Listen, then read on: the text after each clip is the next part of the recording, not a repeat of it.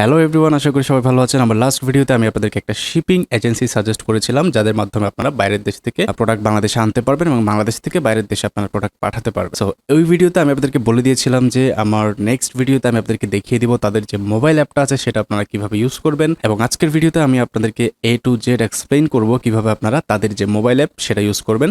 এবং এটা কিন্তু অ্যান্ড্রয়েড এবং iOS দুইটা ভার্সনে আপনারা পেয়ে যাবেন। সো অ্যাপল ইউজাররাও কিন্তু এই অ্যাপটা ইউজ করতে পারবেন।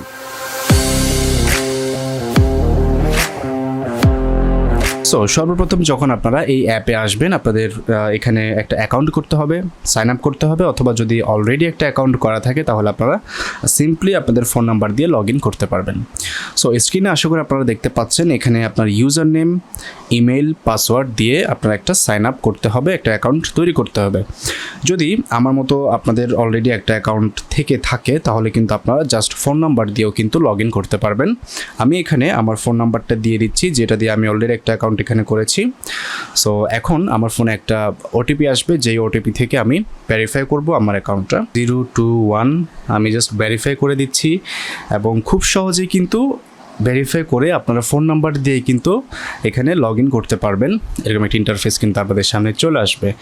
খুবই ইউজার ফ্রেন্ডলি এবং সিম্পল সুন্দর একটা ইন্টারফেস কিন্তু এই অ্যাপ্লিকেশন আপনারা ঢুকলে দেখতে পাবেন। আমি স্টেপ বাই স্টেপ আপনাদেরকে সব কিছু বুঝিয়ে বলবো।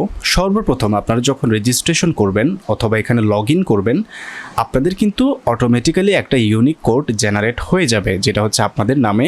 এই শিপিং মার্কটা আমার কীভাবে কাজে লাগবে, এখন যদি আমি চায়না বা অন্য যে কোনো একটা কান্ট্রি থেকে কোনো একটা প্রোডাক্ট আনতে চাই তাহলে কিন্তু আমার প্যাকেজের গায়ে আমার এই ইউনিক কোডটা অটোমেটিক্যালি তারা প্লেস করে দিবে।